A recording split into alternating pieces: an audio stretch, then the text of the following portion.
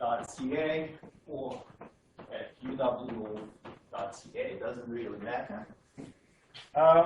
Let's see. So Leanne will presumably she left some piece of paper with details. So you put your name. Right? Let's see. So what am I gonna expect you to know by now? It would be great if you had a quantum field theory course. So how many of you have not had a quantum field theory course? No, that's great. So how many of you have not had any experience with GR? That's to a late extent, but general relativity. Is Wald your favorite Bible? No? Okay. All right. So basically, you have to think of it this way, that it's going to be almost like quantum field theory class.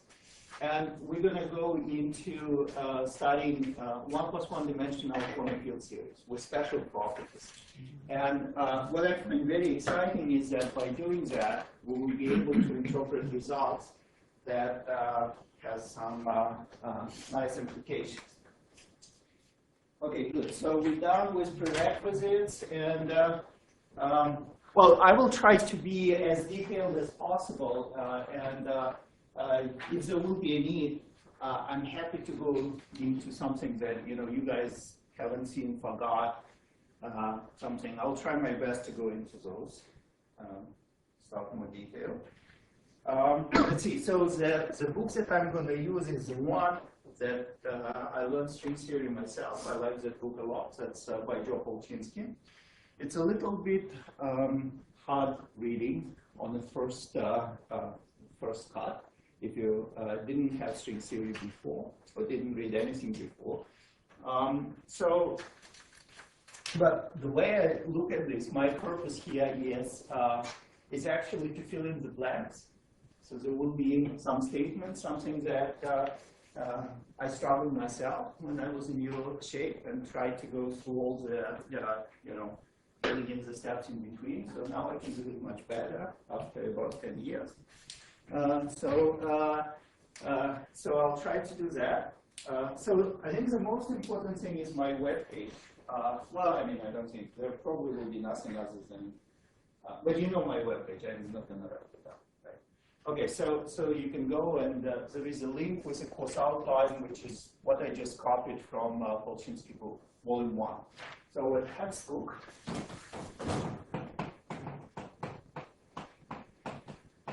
Textbook by Joe Polchinski, and it's going to be volume 1 only. And in fact, it's not going to be the whole volume 1. And the reason is I will try to do as fast as I can. And if you guys are going to help me, I love this. I love this. I love the textbook. So if we can finish it all, that would be great. But realistically, that's what we're going to do. So we're going to talk about. Okay, so what I think we will do realistically in this course, at least, I'll show you what is. If I end it there, will make me unhappy. But at least my hope is that I'm not going to teach you string theory, so that you will go and start doing research. That will be impossible with this short course. But what I want to do, I want you to get interested. Meaning that I want you to know absolutely everything or understand everything that I will explain. In particular, how does two-dimensional worldsheet theory, how do 1 plus 1 dimensional quantum field theory related to 10-dimensional theory? Why it is 10-dimensional? Well, in our case, it will not be 10, it will be 26-dimensional. I'm not going to go into all the philosophical things involving landscape. That's something that I never worked. I don't intend to, unless there will be no other problems in physics at all. But realistically, so first we'll go through sort of first look at strings. So we'll try to do canonical quantization and sort of bird's view. So just action principle.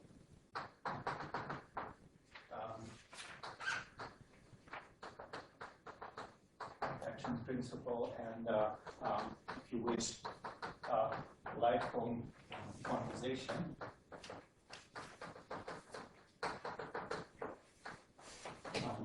Of point particles in strings.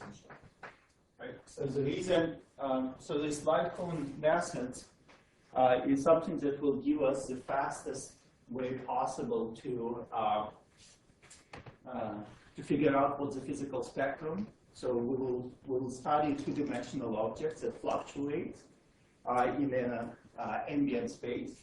And to get the spectrum of fluctuations, this light cone quantization will be the fastest way to get there. And if you haven't seen this before, that's why the point particle come in. So we'll do it first in the case of a point particle, and then we will do it for a string. And the remarkable thing that we will discover is that, so if you start writing down a free series, say of point particles in ambient space, there is no constraint that those series put on what's the space you put it in. Now this is different. We'll find out that that's different with the string series. And in fact, the string can consistently fluctuate only in certain space-time. And in our case, it will be a space-time of 46 dimensions. So that's, you're going to learn it right here. So here, what we're going to learn is a critical dimension of bosonic string. Okay. So again, the idea here is just to give you as quickly as possible to display this really what I think marvelous relation that asking for a consistency of quantum field theory. We need to quantize it because another thing that happens here is that the effects that we are talking about, that the dimension of the space-time is fixed, is not a classical phenomenon. So it's depend on quantum effects, and we will learn why and so. Right. So then. And of course, there will be a lot more, all possible strings. Well, not possible. We'll discuss closed and oriented strings, the spectrum, blah, blah, blah, all that. But I'm just going to use a highlight. So after that, we're going to talk about conformal field theory. So the difference between light cone masses and conformal field theory is that it will lead us to a covariant quantization. Okay. And so we'll spend quite a lot of time. So this, in some sense, will be a course in it. So we will learn, various aspects of two-dimensional conformal field series, operator product expansions, all that stuff. So it should be fun. And actually, I think that could be useful in various other aspects. And a lot of intuitions that you will get from this two-dimensional conformal field series, some of it will get extended later. And so those of you who will continue learning string theory and get to ADS-CFT, a lot of intuition well, again, this is still a conformal field series. It's in 4 dimensions that you will be studying on the field theory side. And well, there will be differences, but a lot of intuition that you will learn there extends. So then what we're going to do, so here we did the quantization of the string in a light cone, and then we're going to write down a path integral, and so we'll do quantization using Euler-Cole path integral. Called path integral.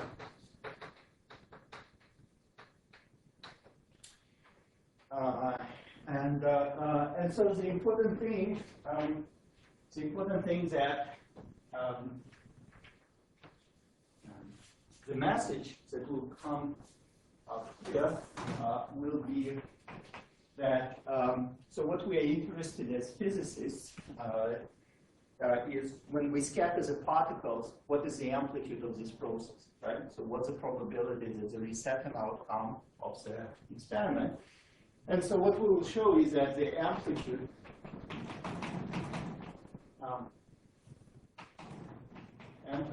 of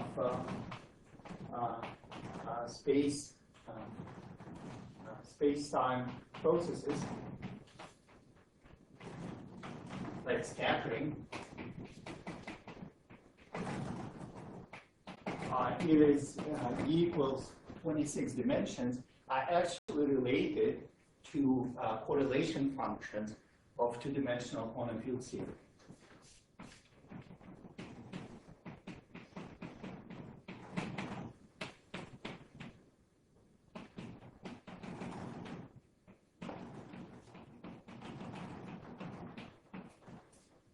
Of Wolfsheet theory. Right, so what I mean by this Wolfsheet theory is the series that describes the fluctuation of the string. Okay? And so again, if you think it's quite remarkable that you ask the question about, say, graviton scattering in 26 dimensions, and the answers that you get is what you have to do, you just have to study a little bit deeper this the 1 plus 1 dimensional quantum field theory on the Wolfsheet of string. Right, guys, so after that, so we'll go into, so in Polchinski books, there is the string theory as matrix. I'm not sure how much, and if we actually go there, I might explain something, but I will try to skip it, or at least not spend a lot of time. After this, what I want to do, I want to talk about the tree-level amplitude. So this is kind of giving you some practical tools and see exactly how it's going on. If you have a tree-level scattering in the space-time, how exactly you go ahead and do the computation. And for example, how do we compute the scattering of gravitons? Okay, using the techniques of 1 plus 1 dimensional quantum field theory. So this is what's going to be tree-level amplitude. Okay, so then in Polchinski loops there is a one-loop amplitude, and I'm going to skip it in this first pass. So if we'll have time, we'll go back and we'll ask the questions, what are corrections? And you will see a funny way. There are different ways. So if you do quantum field theory, right? So there are perturbative corrections organized. Typically, you have say one couplet, right? And well, there's some small parameter, and perturbative expansion is organized in a power series of this perturbative parameter. Now, in string theory, what's happening is that there are actually two different expansions, two different perturbative expansions. One expansion is related to so you have a string Wolfsheet. It's a two-dimensional object that fluctuates, and there will be a scale, right? So there will be a scale in the problem, so what we can do, we can actually try to set up a perturbation theory so that we concentrate only on very light modes, only on very light fluctuations of this string Wolfsheet, which have very low frequency. Okay, so there will be a perturbative expansion in that, and then on top of that, there is a different type of perturbative expansion in string theory, which is the string Wolfsheet might have different topologies, and it just so happens that the more complicated topology you have, if the strings are weakly interacting, then the contribution from these higher topologies come up at smaller and smaller order. So, so there is a different way, but you have to understand the following things, that we will have a different conformal field theory, right? So conformal field theory will be defined on the Wolfsheet. And so we'll have a different CFTs depending on what kind of topology we will put in. And so, so that's why in string theory there are these two different organizational principles in perturbation theory. And so the part that I'm going to skip is actually this one-loop amplitudes. It's related to corrections due to contribution of this more complicated topologies. I'll go back. I'll go back if there will be time. So now, after that, After that, we're going to talk about toroidal convectifications.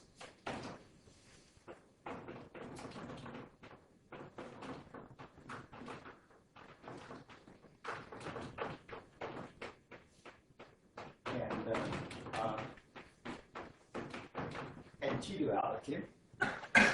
So one of the reasons why we talk about toroidal convectifications is that we would like to relate whatever we're going to compute to our world, and we don't live in 26-dimensional world.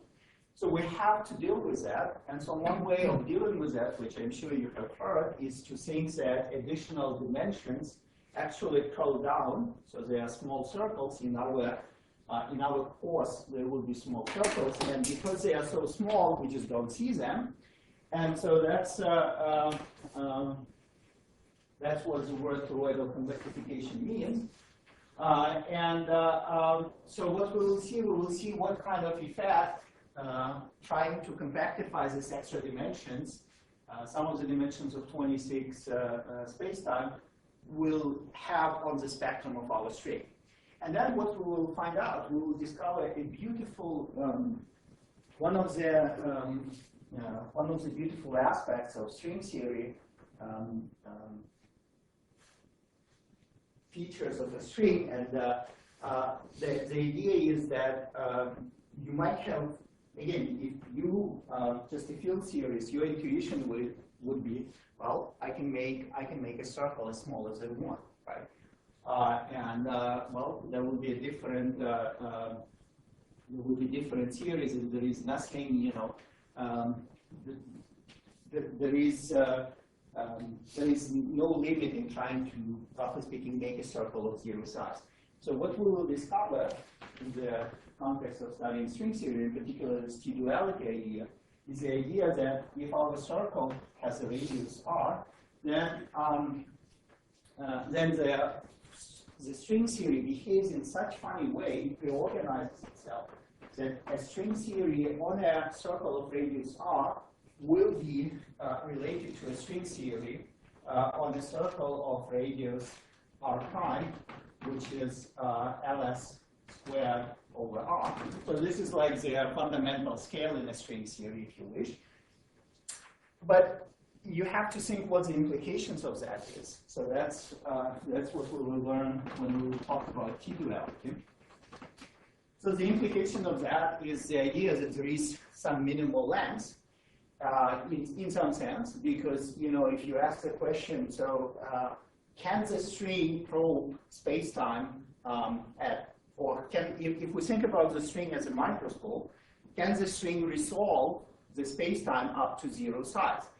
And at least the models of the strings that we're going to study, the answer is no. Okay, so the string can resolve the space-time only up to a length scale of order. So, well, you know, you can see that the smallest radius possible is actually the size of the string. But then that shouldn't surprise you, right?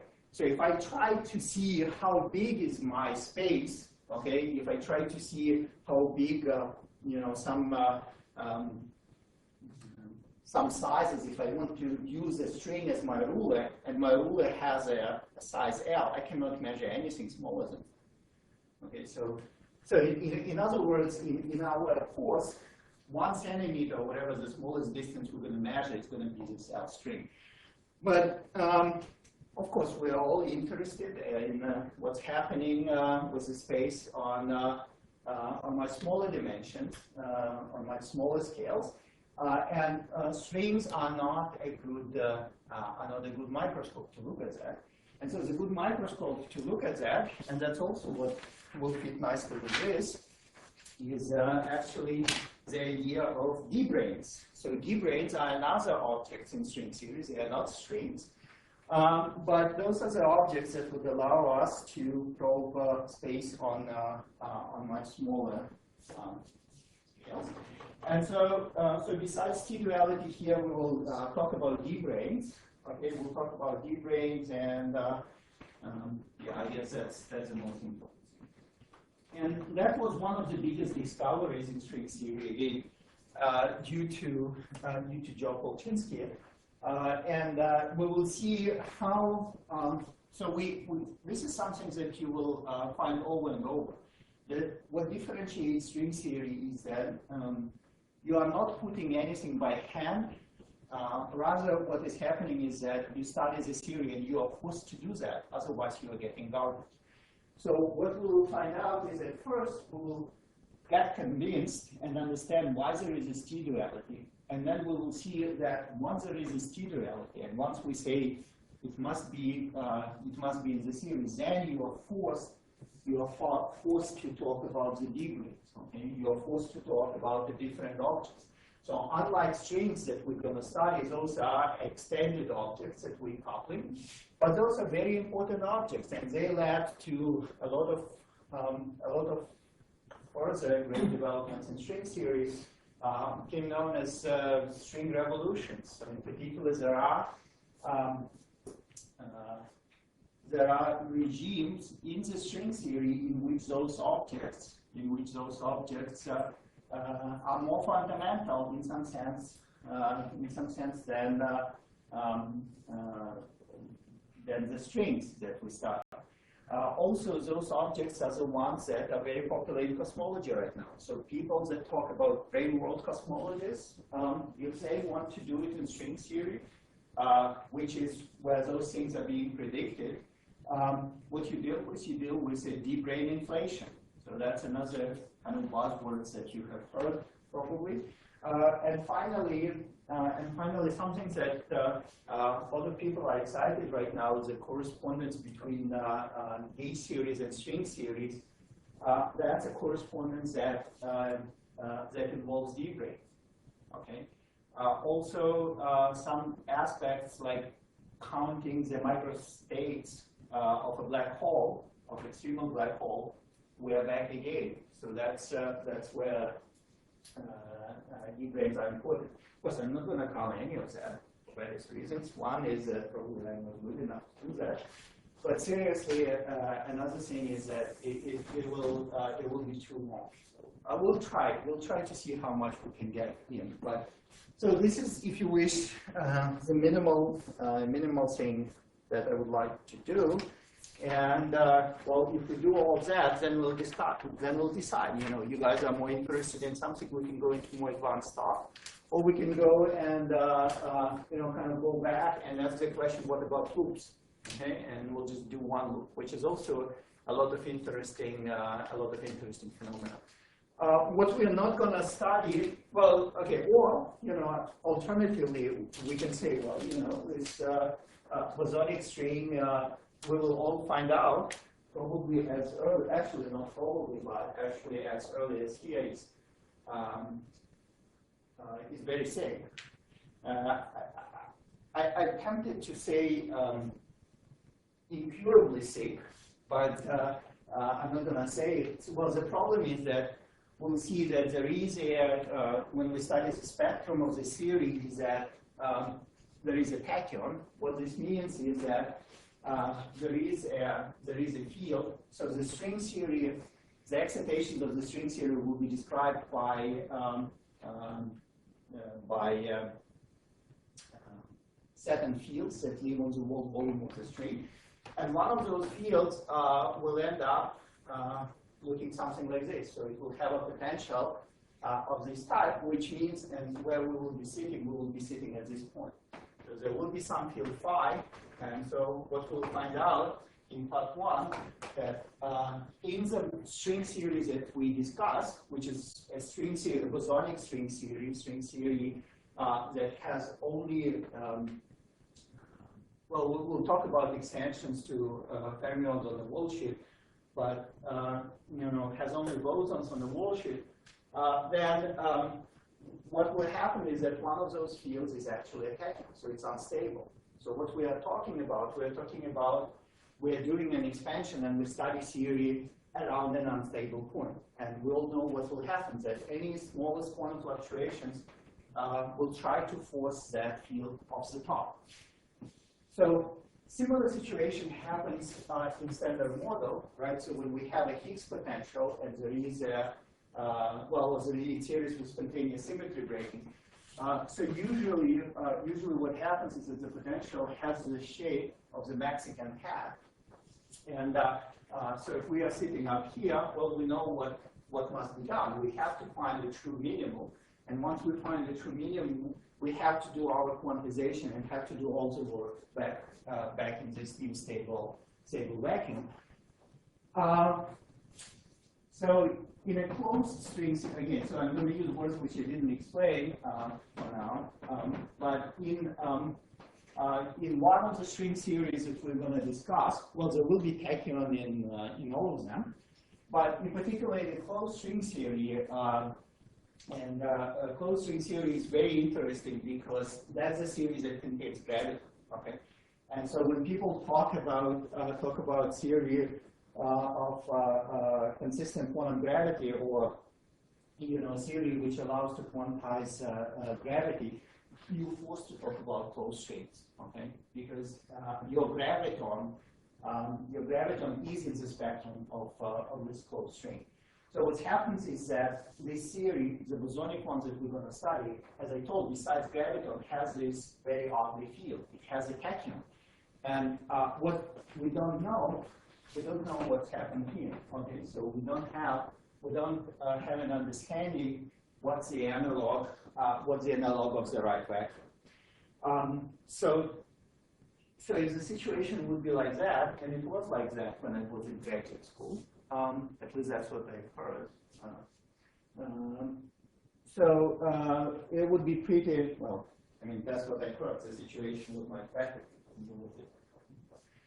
There wouldn't be much of the string series, right? So it's hard to make sense about the theory which is not stable. And so there are ways how you fix it. And one way to fix it, and actually, I would say in the case of closed strings, the only way to fix it is to require supersymmetry. So you can take a perspective here is that a string theory predicts a supersymmetry. It requires it. If we want to take this theory and make sense of it, and all the beautiful stuff that I was telling you here, counting the black hole entropes, relating to strongly coupled gauge series. So if you are forced to get rid of this field, you have to actually extend your theory and enlarge the symmetries of your theory, including supersymmetry. So that's why, and I would say that's a fair remark when people are saying that that supersymmetry is being predicted by string theory. So what happens is that, of course, it's naturally then that once you have supersymmetry in string theory and you build up models of particle physics built on string theory, that those models will come supersymmetric. And so that's why people are very excited and looking forward to LHC to see if there will be an inclinations of supersymmetry.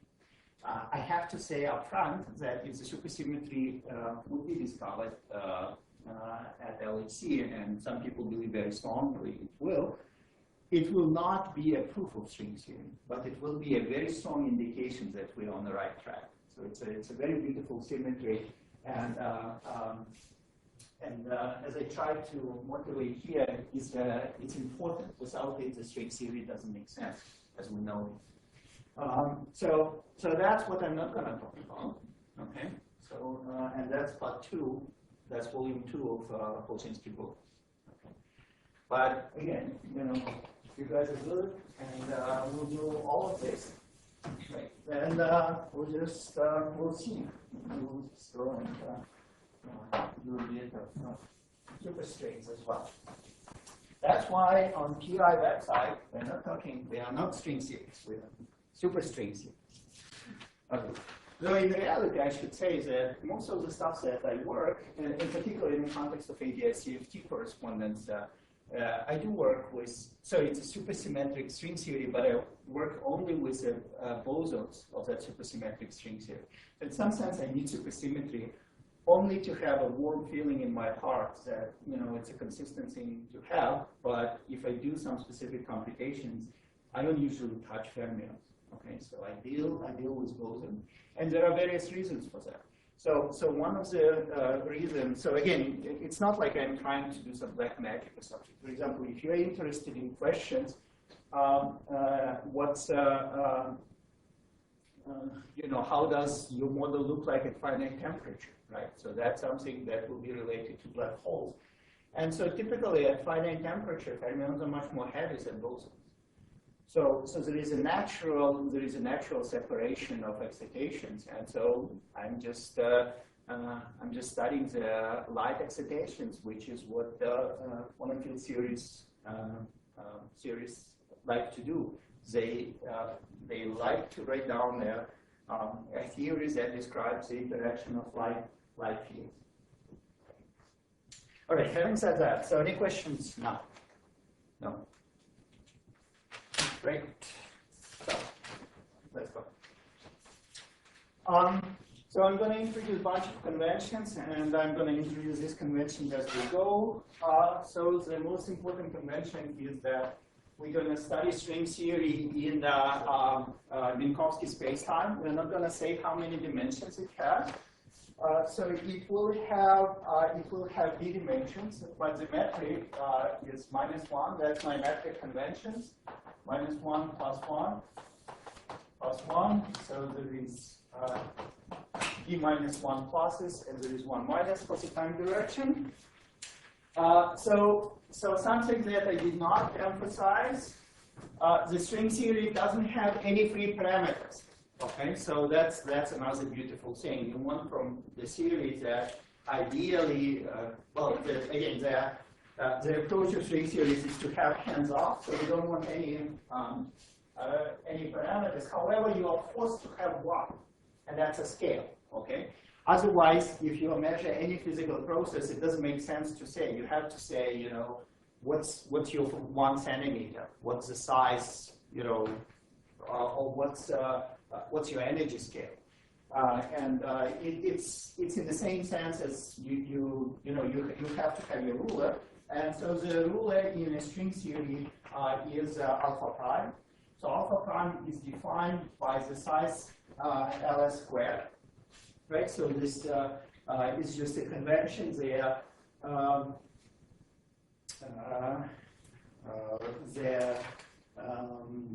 Right, so ls has the units of meter.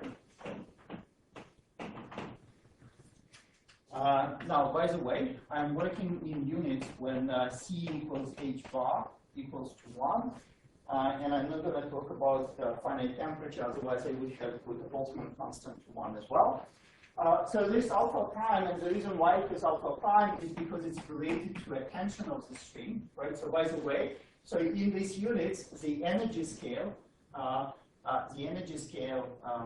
so the energy has the same units as inverse length. Okay. And so the tension of the string is 1 over 2 pi alpha prime. And that's the 2 pi is just a convention. And you can see that it has the right units. So if I ask what's the energy in my string, I will take the tension of the string. So this is energy in a string, right? So if the string has length L and it has tension, so that's what the energy that's being stored. So you can see that it has the right units, right? So it has a 1 over L, and with our h bar c equals to 1, right? All right, so very good. So let's go ahead and talk about action for the string.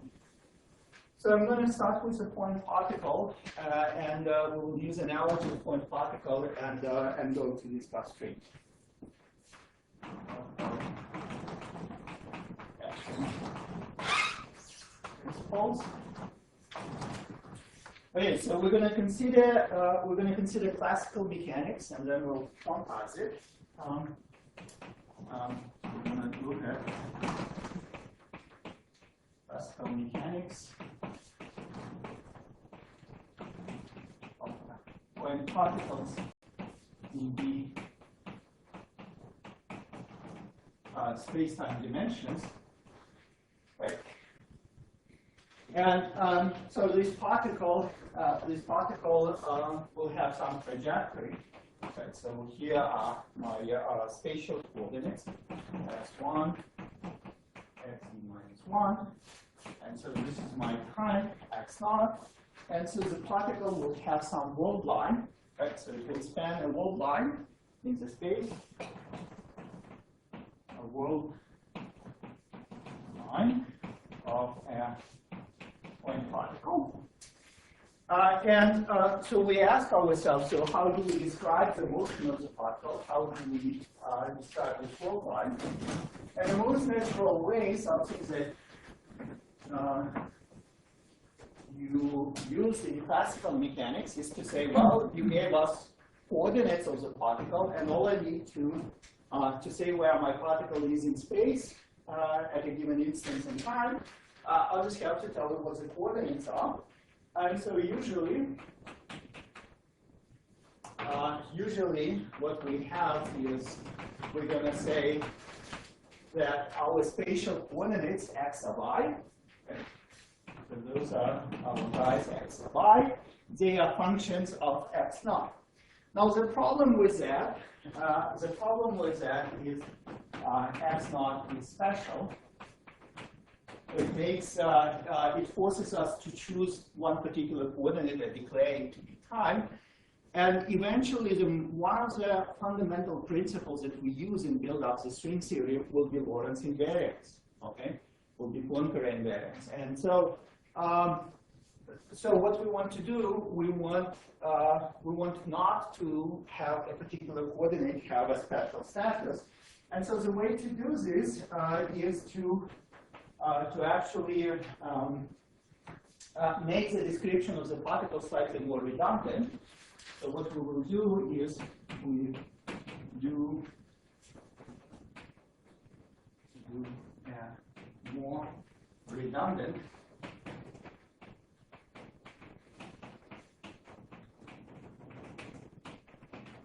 So what we're going to do, we're going to choose a parameter tau along the world line, and so we parameterize the world line with an arbitrary parameter, and we're going to now talk about all d coordinates as the functions of this parameter on a world line. So, sorry, tau, where this is arbitrary parameter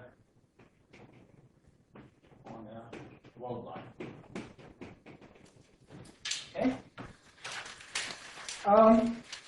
So now think what happens, right?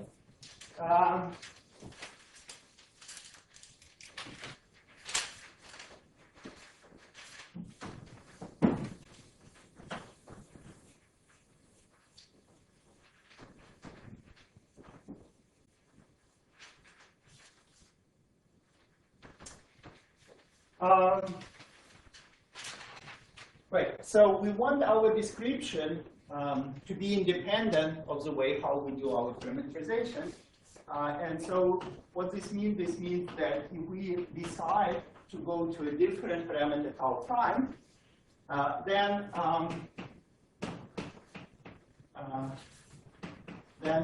our coordinates x and mu that depended on tau, they will depend on tau prime. And so what we will require that they do not transform. Okay, so it doesn't matter as long as I fix. If I choose this point on the world line, as long as I'm talking about that point, and that's what's related tau prime and tau, I will be describing exactly the same position in these space-time directions. So in other words, and this is a very important observation now, this x mu of tau are scalars on a world line. Right? So what you thought you were describing before, you were describing the motion of particles in these space-time dimensions, but once we went into this manifestly covariant way of representing the motion of the particle, we end up talking about a single coordinate, right? So you might say that we talk about one-dimensional classical field theory, and in this classical field theory, the coordinates of the particle become scalar fields. Okay, so coordinates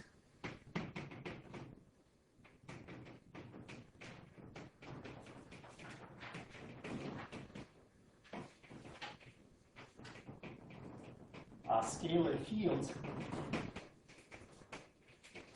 of D equals one-dimensional auxiliary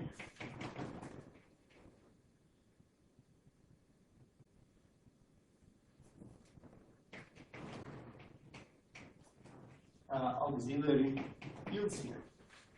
Okay. So it is clear. That's an important thing that I'm going to use. To build up extension to strings here.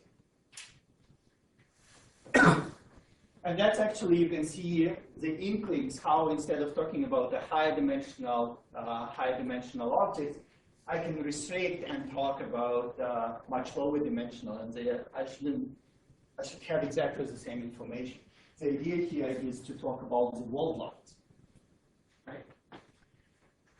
Okay, so very good. So once we sorted this out, so the next thing we want to do, we want to write down the action of the point particle. So we're going to assume that our point particle has mass m, right? So m is the mass of a point particle, and what we want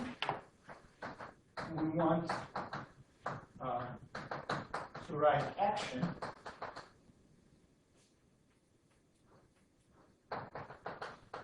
write action for this point particle. If you wish, we want to write down an action of this auxiliary one-dimensional quantum field theory. Well, it's not quantum. First it will be classical, and we'll quantize it later. Okay, so what are the requirements that we're going to impose? The first one is going to be Poincare invariance.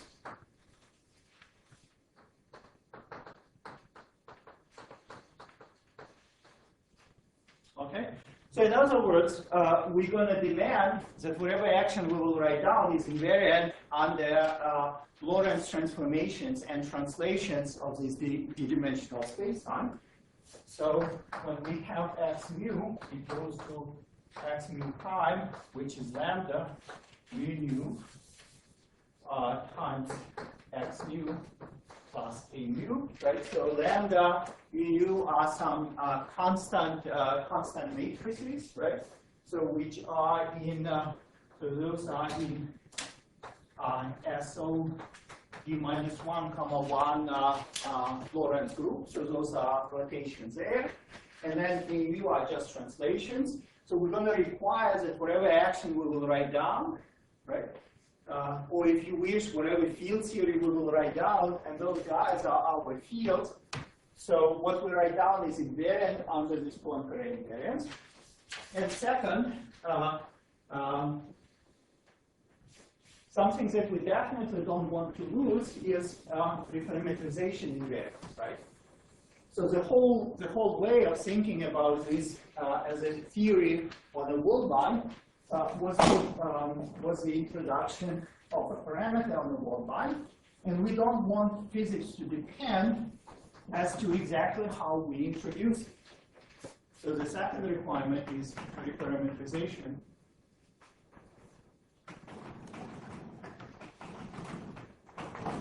Invariance on world line. Okay, so what this tells you, if whatever action we write down shouldn't depend on reparametrization invariant, it must not depend explicitly, think of it in a very mundane language, it must not depend on coordinates, and so it must be something physical. And the physical here means geometric. Must be a geometric geometric quantity. Okay, so that's if you wish, immediate implication of reparametrization invariance. So if I give you a pencil and that pencil has a length, how I measure this length doesn't matter. It is a pencil of that length. And that actually brings us to another thing. When we talk about world lines, a one-dimensional object, a quantity which has a geometrical meaning is the length. The length of a world line. Okay, and so the action that is doing precisely this, and in addition, we also want to have Poincare invariance. It's going to be this minus m integral d tau. So that's an integral over the world line, and then I have minus x dot mu power 1/2. Okay, so what do I mean by x dot mu? So this is just d x mu with respect to d tau. So, so the fact that this action is Lorentz invariant is obvious, right? Sorry, Lorentz, well, actually Poincare invariant. Well, why is it Poincare invariant? Well, we have derivatives here, so the constant translations doesn't matter. And then the indices are contracted in the right manner, so that what I have here is a Lorentz scalar, so it will not depend on this lambda mu. So it indeed Poincare invariant. So this guy is Poincare invariant. And so what we need to do, we need to show very quickly that it's also invariant under reparametrization. So let's do that. Actually, if you open some of the books, so the one I just remember only one author out of 3. That was an old Russian book, Novikov. So geometry and physics, something like that. And so well, you can read it, see that that's indeed how you would measure the length of the world line. So right. Do I need to show that it's reparametrization invariant or it's obvious? Yes, no. Is it obvious, guys? Obvious. Very good. So let's go ahead and discuss variation. So then I have delta s, so variation. So it's equal to minus m integral d tau. So I need to vary with respect to delta x. So I have minus x dot mu minus 1/2. So I have minus 1/2. Sorry, I have plus 1/2. And then I have, so I vary the square root, and then I need to vary the stuff inside. So there will be a factor of 2, because I have 2 x cubed, and then I will have the variation of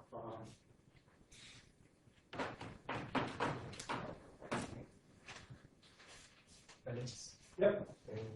Question. When you say that this should be parameterization invariant, you mean that for any 2 points, the coordinate tau can change, but the length between 2 points and the coordinate x mu should not change, right? Right. So I'm going to talk about this because this is very important, guys. That we, yeah, that's what I mean. So as long as I transform appropriately the endpoints, so altogether the length must be the same. So let me show that that's indeed. I'm going to do that.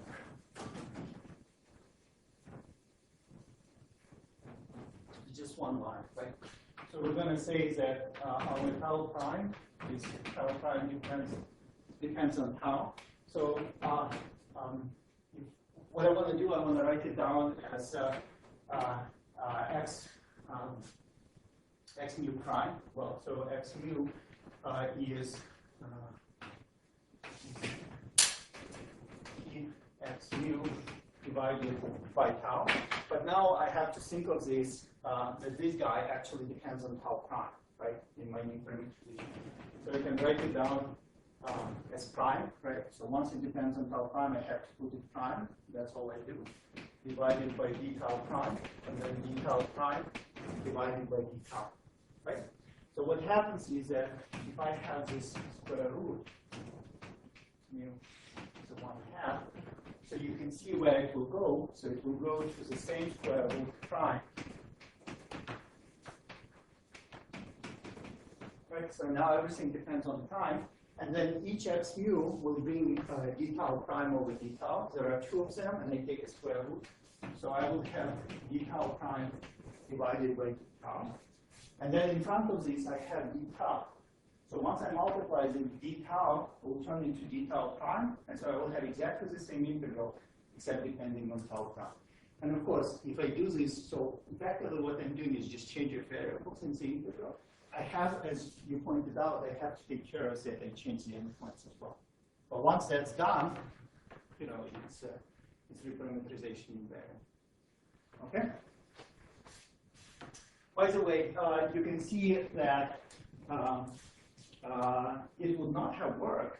It would not have worked if I would have not a square root, but something different.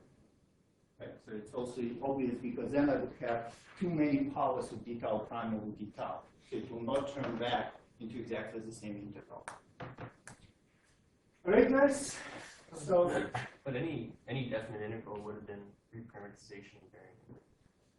Like, because it's just well, a dummy variable. no. But the thing is that we impose a condition that our x mu transform as a scalars. So what you are saying is that yes, indeed, the integral will be invariant, but that will force x mu to transform. Like scalar. No, not like scalars. They will have a different powers of d tau prime over d tau. Right? Okay. Well, I mean, if I will have different powers, then if I still want to make sense that, you know, it's the same action, then I would have to force those x mu's not to be scalars on the Bode line. And that's something that we actually, for good or bad, we decided that that's what we wanted to do. Those guys are invariant. We will, when we talk, we will introduce additional fields that will have non-trivial transformation properties on the tau. That's an interesting aspect to discuss. I don't know if it's been studied and what would happen if you will introduce fields with space-time indices but non-trivial properties on the world sheet. But anyway, so we're dealing with simple ones. Okay, so let's go back. So we have, so we have this variation, and so let me get it together. So I will have m with a plus sign, but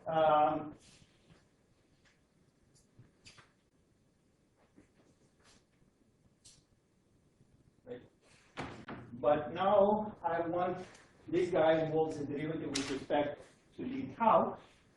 So if I want in my variation to have just delta s, I will need to integrate by plus. That will give me minus m d tau, right? And then I will have what I'm going to write down as u mu. It will have a derivative here.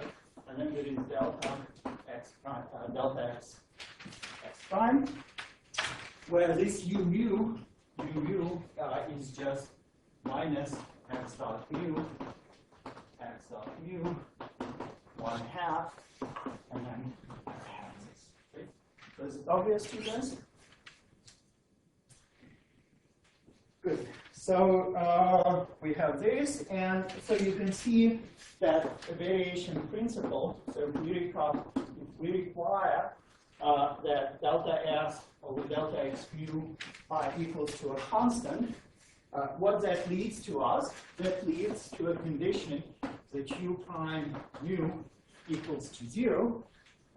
So what this tells us that u mu is a constant, right? And so if you recall your special relativity, what is this u mu? U mu is just that whole velocity of a point pi, right? So UU is pole velocity of one particle, and in order to see that, so if you do that, you will see that that's exactly -1, right? So if you, the square root will become just that vector, and it will cancel, I think I made a typo here because it's -1, so it will cancel with a contraction of x mu. And there is a -1 as required. For a full velocity vector, it must be a time-like because we have a massive particle. Okay, so what we discovered that in doing, so we talk about a particle of mass m, it didn't have any interaction, it was moving in the ambient space, and we know that it has to move in a straight line. A physical way to say it, it must have a constant full velocity, and what we see right now is that the actions that we built actually predicts that. So,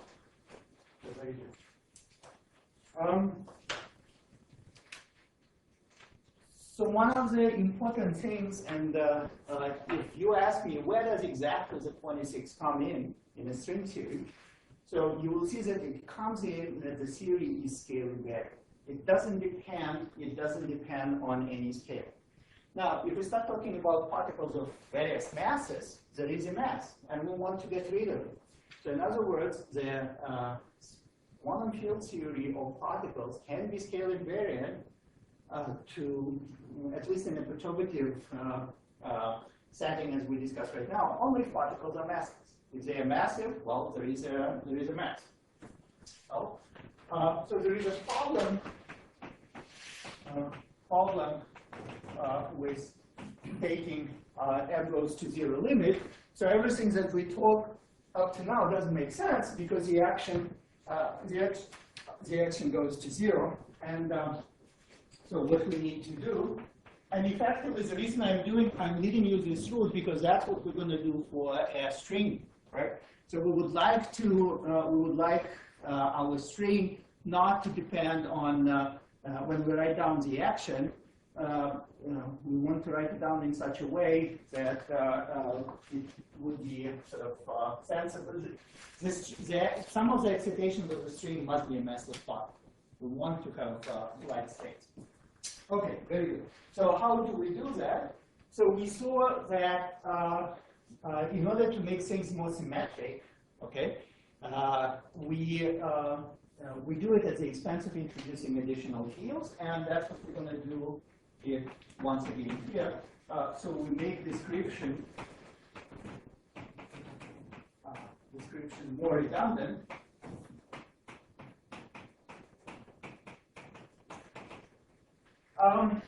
So in particular, we're going to introduce a metric on a load line.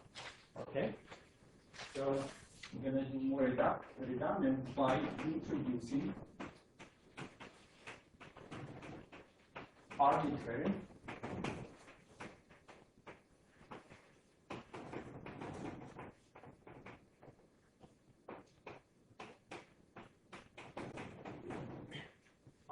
metric on the load line. What do I mean by that?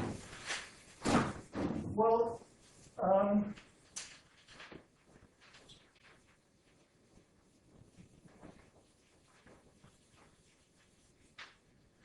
let me give you some idea from GR that you're familiar with.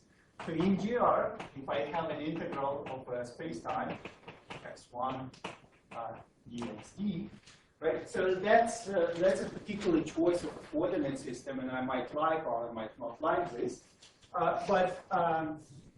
So this measure, the measure of integration, is not invariant under diffeomorphism, and one way to make it diff-invariant. So now I can go to diff-invariant coordinate, and so what I have to do, I have to introduce a metric, okay? And so now my measure is explicitly invariant under change of variables. So if I were to do this in a context of one dimensions, then so the metric will have a single component. I'm going to call it eta, it can depend on tau. And so introducing a metric so now it must transform as a metric. So what this means is that d tau times eta of tau, once I go to a different coordinate system, will be d tau prime, eta prime as a function of tau prime. Okay, so now what you see the examples that we sort of glossed over when we talked about possibilities of different actions there. So here you have what we did, we introduced additional field. So additional field on the load line. Okay? And know that that additional field, it's not a scalar anymore. Once we make reparameterization, once we make different choice of our parameter tau, eta prime will transform, and so eta will go to eta prime, which is equal to eta d tau over d tau prime. So it explicitly has transformation properties. Actually, it has the right transformation properties as necessary for the tetrad, sort of analog of the square root of minus gz. Okay, very good. So we introduce this extra field, and so what we want to do, we want to rewrite our point particle action, including this additional field, and we want to have the same properties. It must be invariant under Poincare transformations, and it must be reparameterization invariant. And so I'm just going to write it down. And then we will study it. So I'm going to write it down as a prime action. So as prime point particle. So it's equal 1/2 d tau eta minus 1 x prime mu minus eta m squared. So again, the logic that we're doing here is that we already agreed what is our point particle action. It gave rise to the right equations of motion, had a nice geometrical meaning, but it had the problem with m goes to zero limit. And so what we wanted to do, we want to write down the action that has all the properties as above, and so must be, once I said this, so this must be equivalent,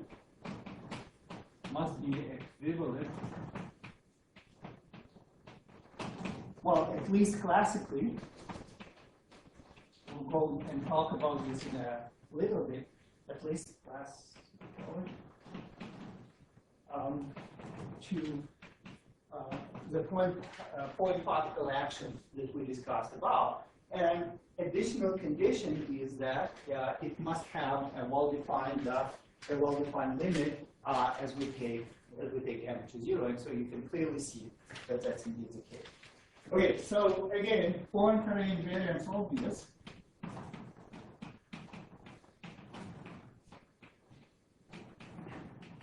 And so what we need to check, because the combination there is a Poincare scalar, so what we need to check, we need to show that this guy actually transforms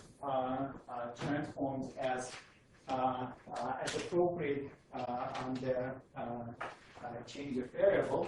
So we're going to make tau goes to tau prime, which depends on tau. So we'll just repeat the same discussions that we did before. So let's see what will happen.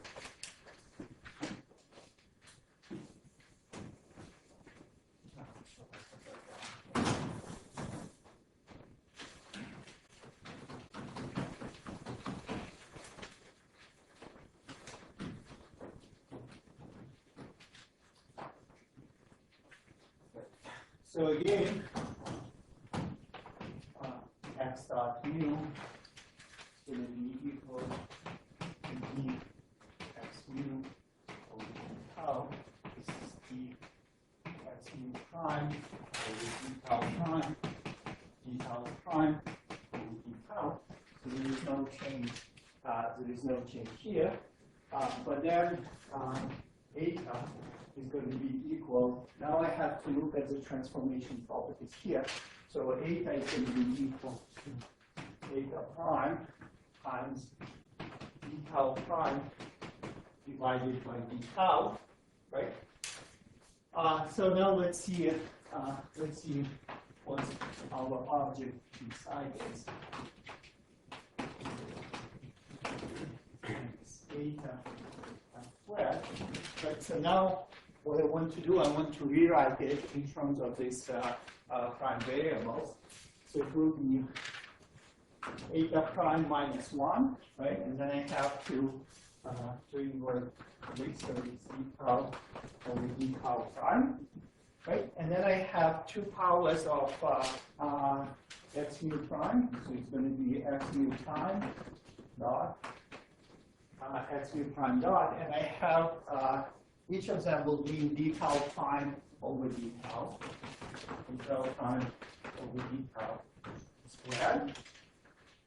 And then I have m. M is a mass, and so it must not transform. It's a scalar, right? Under change of parameter along the world line. So then I have minus m squared, and instead of tau, I will have tau prime, d tau prime over d tau. Okay. So now you can see that, so there is a second power here, but it will cancel with one there. So there will be just the first power here, first power here. So all this bracket will turn into identical bracket with d tau prime divided by d tau. So we choose all variables, the old fields, and rewrote them in terms of transformed fields. The price we paid is this d tau prime over d tau, and you can see that that tells you that s prime of tau prime as a function of tau is going to be exactly the same as a function of tau. Right? So we show that it's reparametrization invariant, assuming that x mu's continue to be scalars. And this guy, eta, is not a scalar, but it transforms in a very specific manner. Okay, so the thing to note is that this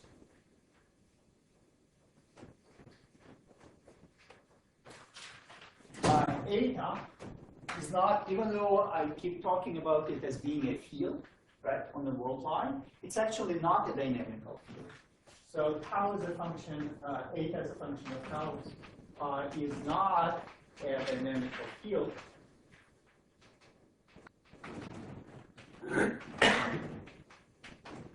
It's more like a constraint, right? The reason for that is because action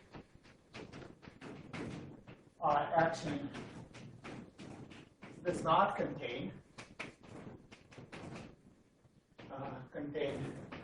tau dot, right? So it's the appearance of time derivatives that points to dynamical character of variables, and so we don't see it here, so it's a constraint. And so what we're going to do, because it's a constraint, we can solve for this constraint and plug it back in the action to see what will happen. So what we can do in a field theory language, what we're going to do, we're going to integrate out of the constraint.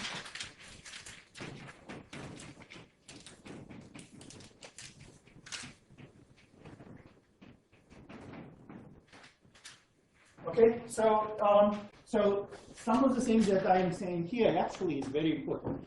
So the fact that it's not a dynamical field, once you start writing, so it's not allowed to fluctuate. Okay, that's in other ways. So in some sense, it's more like a Lagrange multiplier, right? So let's solve this constraint. So, but it's arbitrary. So the important thing is that it doesn't allow it to fluctuate, but it's arbitrary. Okay. So let's see what kind of equation of motion it has, right? So what we're doing, we're integrating it out. We're finding its equation of motion and plugging it back in the action. So that's going to be the equation of motion. So we look at the action, right? So what do I see? So I see, I look at the Lagrangian, I see eta minus 1, so it becomes minus eta minus 2 x dot squared with a minus sign. No, it's plus sign. So actually what? Minus. Let me keep writing. So less. So there is a minus there, so I want to put minus inside here. And then there is eta there, so that's minus m squared, and so that must be equal to 0. So the equation of motion for eta for our head rate, so eta is going to be equal to minus u to the 1/2 divided by m. Okay. Now, as I said, it doesn't allow it to fluctuate. So because it's a constraint, it must have this value. Okay. So it keeps this value, and the fluctuations in eta are not allowed. And so now once we solve for the value of eta, it must always take this value. So we can go ahead and plug it back in our S prime point particle.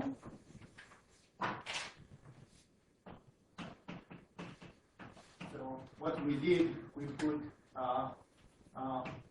we solved for eta, right? So I substituted eta in. So I have 1/2 integral d tau, so you can just follow there. So I have eta minus 1. So it's going to be equal to m times minus x dot mu minus 1/2.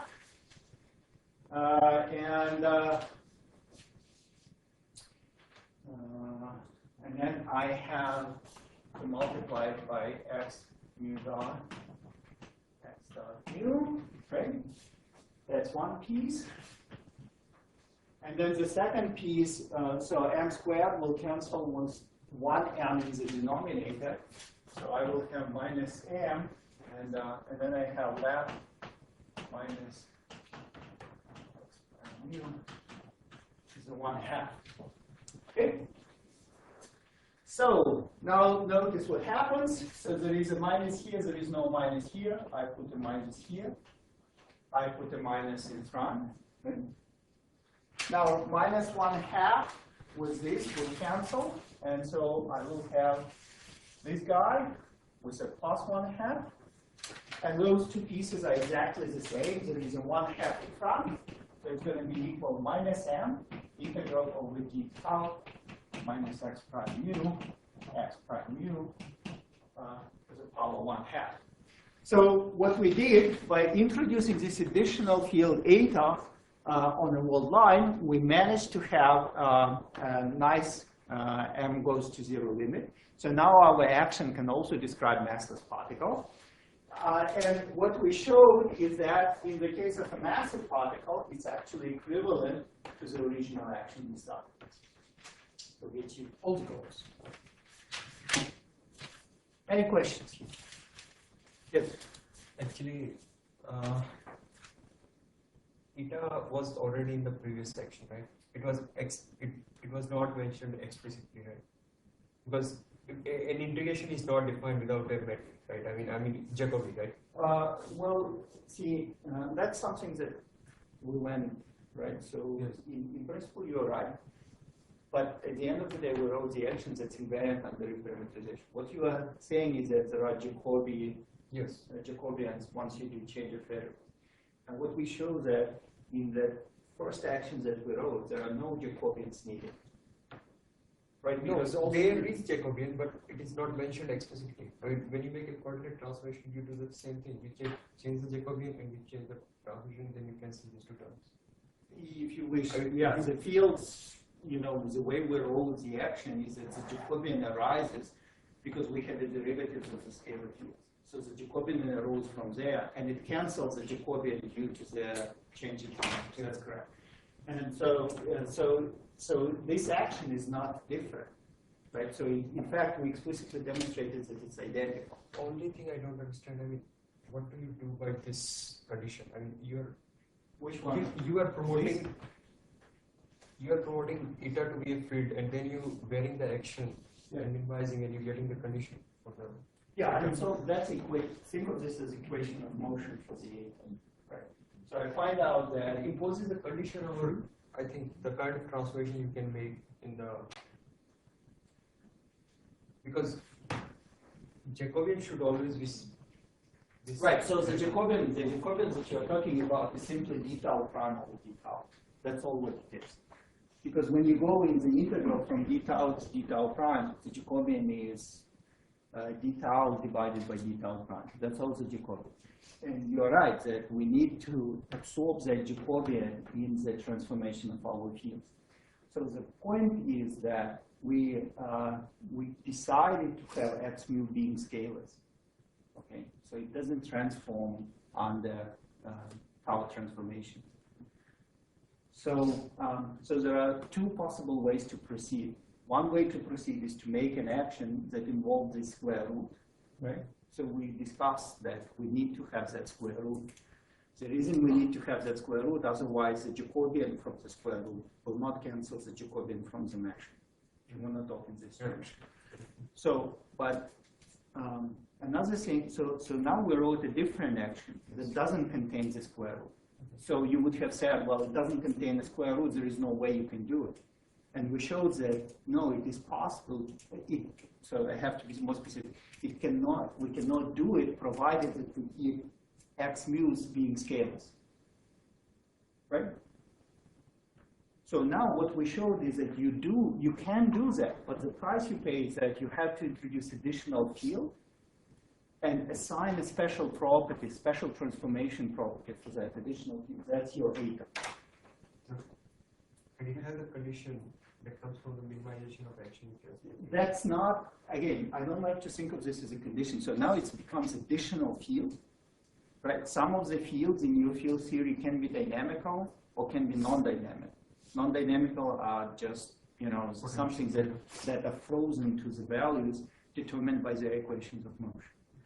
So actually, if we talk about classical field theories, there is no difference because nothing can fluctuate. The difference can come only quantum mechanically, right? Which we haven't established. See, what would have happened quantum mechanically if, so classically, everything that I say, there is, I shouldn't even distinguish this dynamical versus non-dynamical, right? The point is that, if I will still have equation of motion, so I could have solved for the dynamical field and plug it back in the action. And the question is, will that thing make sense quantum mechanically or not? So my point is that if you do that for the field, which is dynamical, that doesn't make sense because there will be quantum fluctuations. Okay. Now, if you have a constraint, you can always do that. So in other words, you can always solve for a constraint and plug it, and it will take. So that thing to what we did right now. So in other words, this step is actually consistent even quantum mechanically. So if you wish, what I can say here is that we have two actions: one involving the square root and one without the square root. And those two actions, if we now will go ahead and quantize the particle, are equivalent. Are equivalent for massive particles. Right? For massless, it doesn't make sense to talk about one on them, right? And the reason for that because that was a constraint. So eventually, so there are two. I mentioned only one reason why we talk about this action. One reason is that to go into the angles to zero limit. But there is another reason, which I'm implicitly emphasizing over and over, and that's the square root. You hate to deal with the effective actions that have a square root. Such actions typically don't have a well-defined perturbative inspection. So you don't know how to set up your Feynman diagrams and all these perturbation series. And so what you always want to do, you want to you want to have action. See, the beauty of this action is that in terms of dynamical field, it's quadratic. So it's a simple free quadratic theory, Gaussian path integral, if we talk about path integral. The one with the square roots is difficult to deal with. You wouldn't know if I give you a path integral with the square root of the functions inside, you wouldn't know how to deal with it, so you would be forced actually to do it this way. Okay? Now, what happens when we discuss strings, it turns out that we'll go exactly the same rule. The reason is that if I were to ask you, can you guess this action, and the answer is no, it's difficult for you to guess it because you have to think about it. Actually, guessing the one which I wrote before, just the length of the word line, it's a geometrical object, so you can immediately do it. Okay? And actually, when we talk about the string, we will derive the square root action first because it will be so easy, and you can see everything that I'm going to talk now about the string, you could have done for the point particle. And that's how you would get the length of the word line. It would have been exactly the same word. So that's one that is easy intuitively. It's immediately obviously parameterization invariance because it's the size, it's the measure. But getting this one is more difficult. Okay? So that's what we're going to do. So we're going to go first get the bad actions, the ones that we will never work with. And then we will get the one that we will discuss, sort of the analog of the quadratic action in the fields. And then when we do quantization, again, it all boils down into quantization. Square root action, I don't know how to quantize. This one I know how.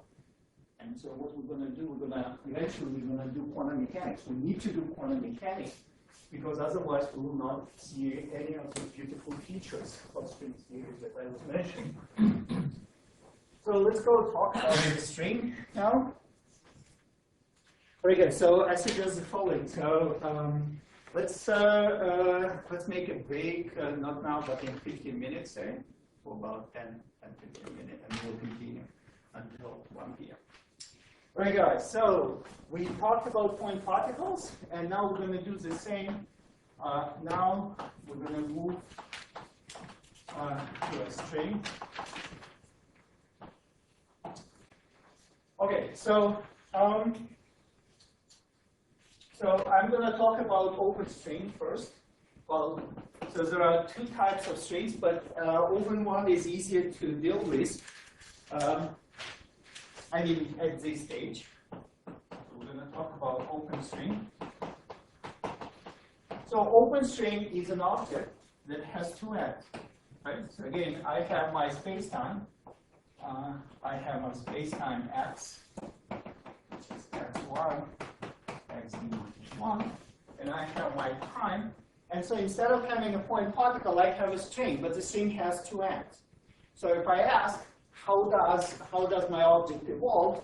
All I have to do, I just have to follow the evolution of the endpoints, right? And so, so this, I can call this sigma. Of course, I have to introduce additional coordinate now.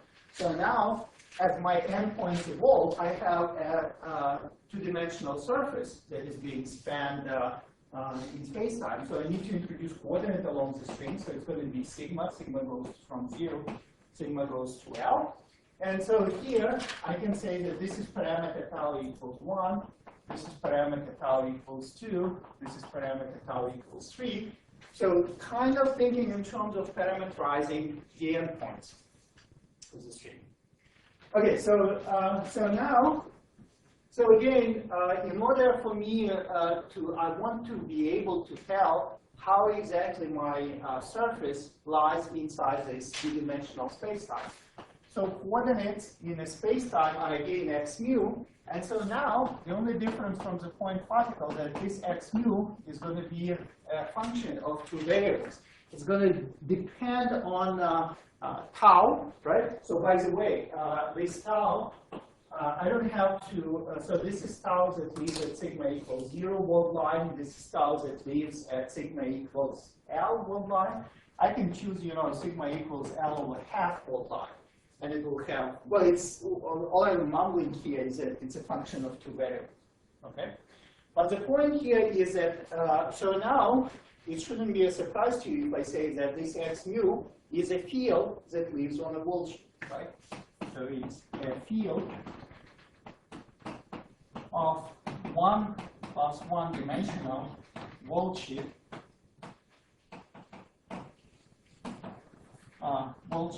fields here, right? So now, now the motion of a string is described by this auxiliary field theory. And so our step here is going to be the same. So what we would like to do, we would like to write down the action describing the action for describing either the motion of the string in the dimensions, if you wish, or the action of this 1 plus 1 dimensional field theory. So how we're going to do that? Well, so the obvious thing to do is to say that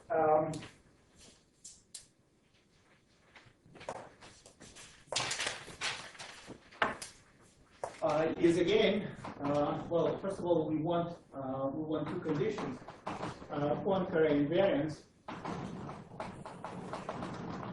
That's one condition. And second condition, we want reparametrization invariance. And reparametrization invariance is somewhat more complicated because so before we had a single variable, so now we have two variables on the wall sheet, tau and sigma, and so both of them can transform. And as they transform, you know, they can depend. So it's a more complicated function in general. So something that immediately will give us the parametrization invariant object here is the area of the wall sheet, right? So before we talk about the line, which is a natural geometrical object of a one-dimensional object. So here, the parametrization invariant forces us to talk about area of a wall sheet. So how do we measure the area of the wall sheet? Well, this is something where I asked you involve your favorite notebook, and you answer me yes.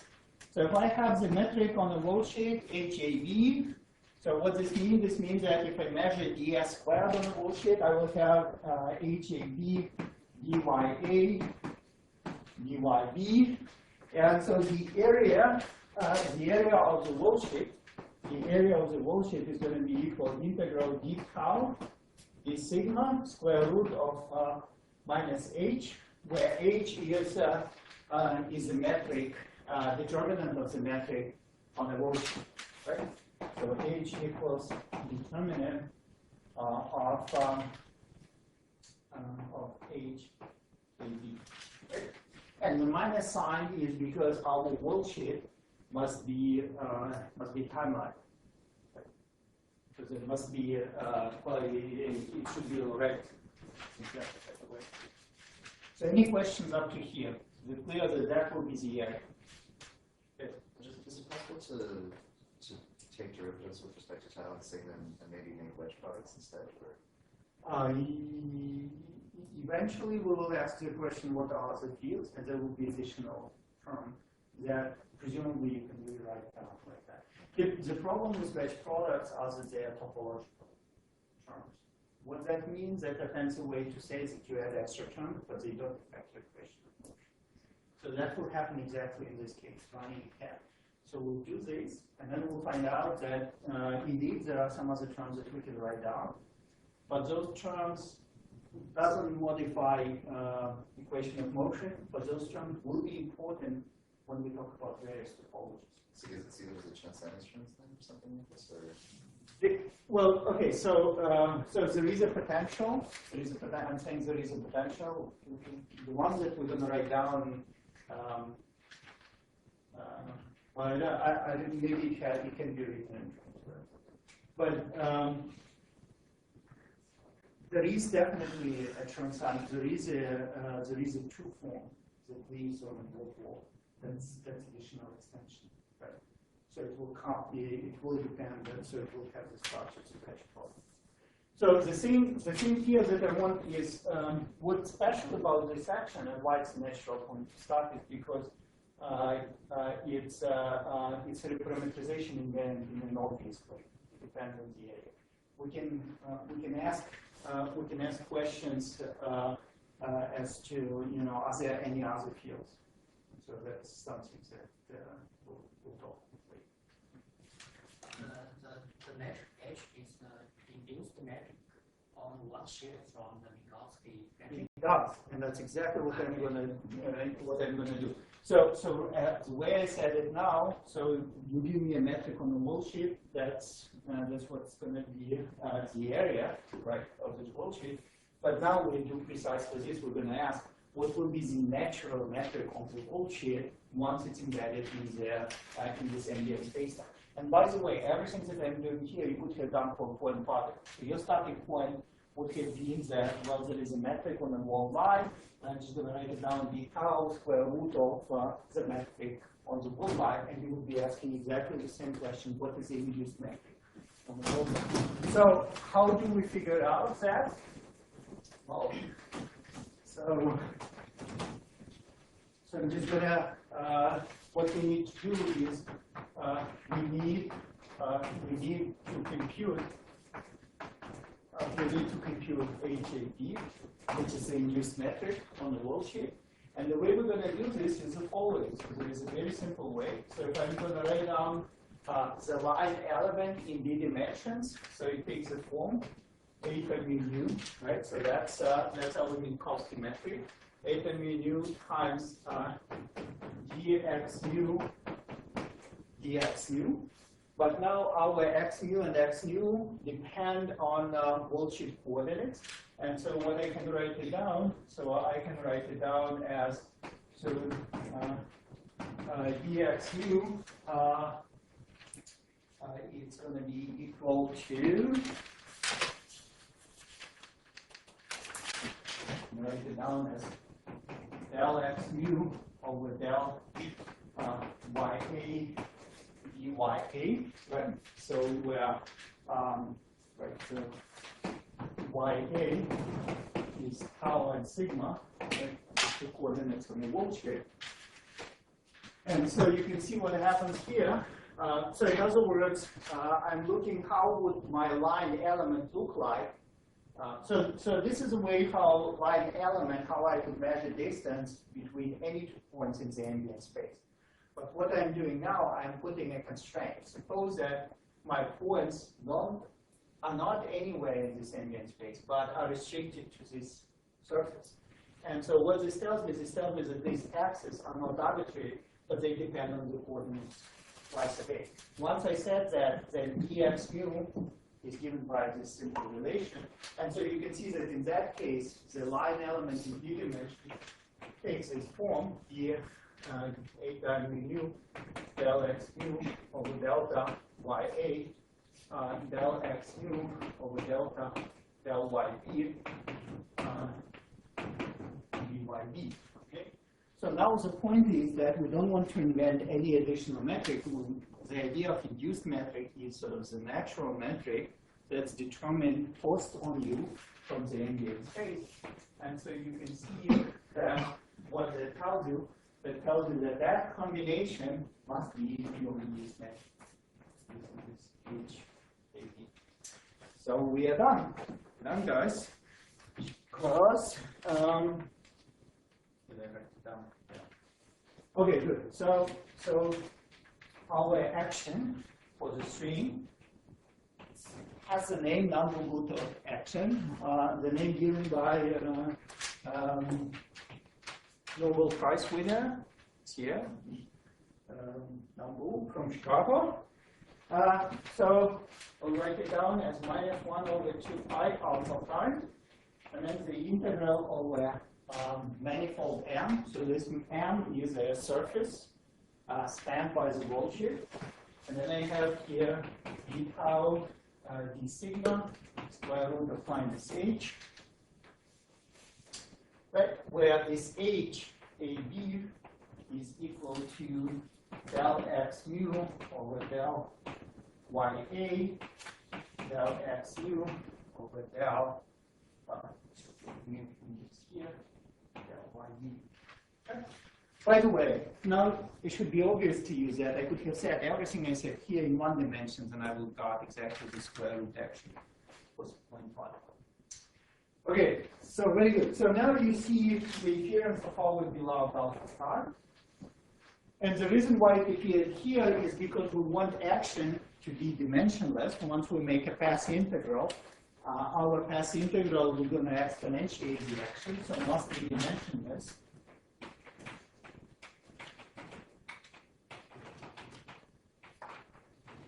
And so the way to make it dimensionless, so the metric is dimensionless. So here we have 2 powers of length, so we need to divide by 2 powers of length, and alpha prime is precisely what will provide me 2 powers of length. Okay. So as I said, and that's why you see this useful combination 2 pi comes in.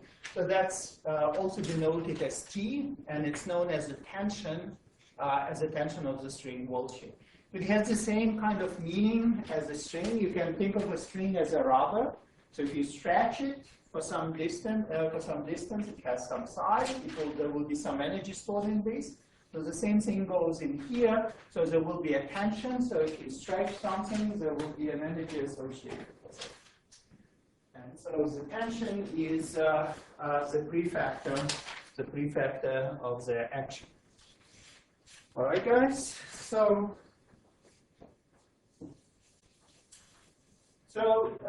let's see. So is it obvious that it's Poincare invariant?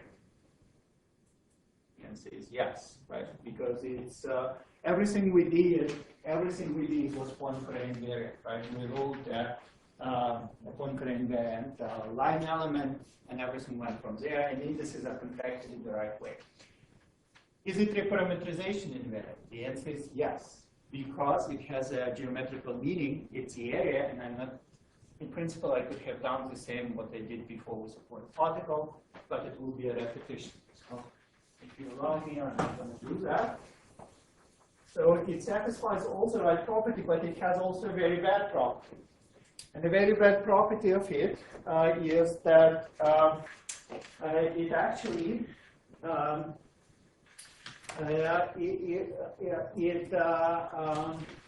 it is a square root action, and so as I was telling you before, I don't know how to make sense of square root action. So the same falls in here. So what we need to do, we need to find an analog of SPP prime, right? Remember that SPP prime was the action that was a nice action without any square roots. An analog of that to S Nambu-Buto. Okay? And so the idea there is that, so remember that now it becomes clear that once we write down the square root actions, the metric becomes induced. And so you might guess, and so eventually what we did, we introduced additional redundancy by, so let me write it down. In point particle case eta was arbitrary metric, so sort of playing the role of arbitrary metric.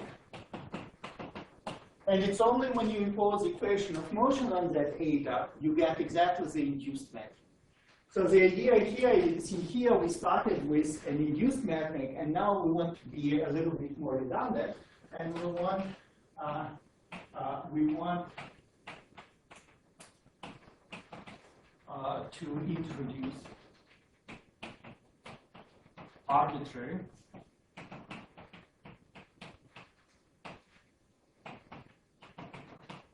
metric on motion. Okay, so the philosophy is sort of similar. There we get rid of all the square root problem. by making a non-induced matrix. So we're going to try here as well. And so now our action.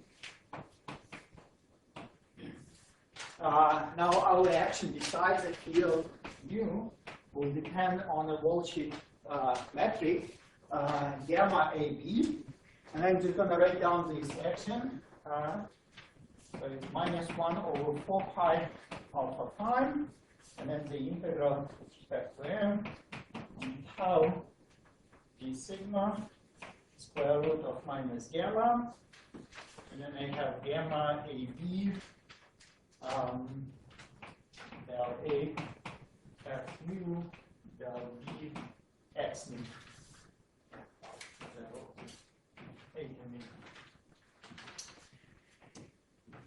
All right, guys. So let's talk about this action.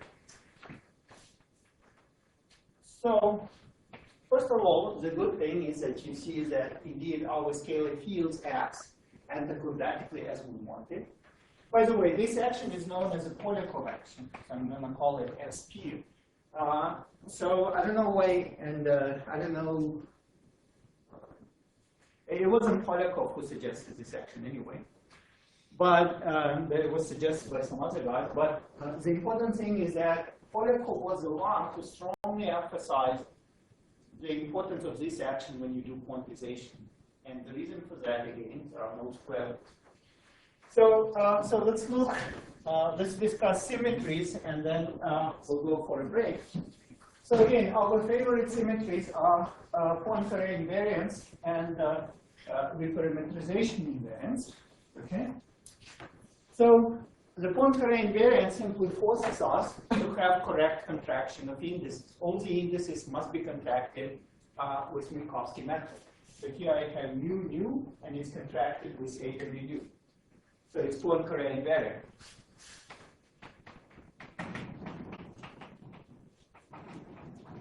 Okay. So reparametrization invariant requires us that the integral has an invariant volume, and then it integrates over something that's a scalar. So let's see that that's the case. So what I have here is invariant volume. So this invariant on the reparametrization invariance, right? So this is invariant. Well, it's not a volume in this case. It's invariant area element. So this precisely the square root that will produce the Jacobian of the change of variables that will cancel the Jacobian here when you do change of variables in this integral. So this by itself is reparametrization invariant. And so what you need is whatever is left is invariant on the change of variables. And that's guaranteed if you know the GR, right? And I asked you and you told me, yes, you know Wald from the beginning till the end. So that requires that the Hertz space indices are contracted with the background metric, and you can see that that's indeed the case. A contracted with A, lower upper, and so that must make it really reparametrization there.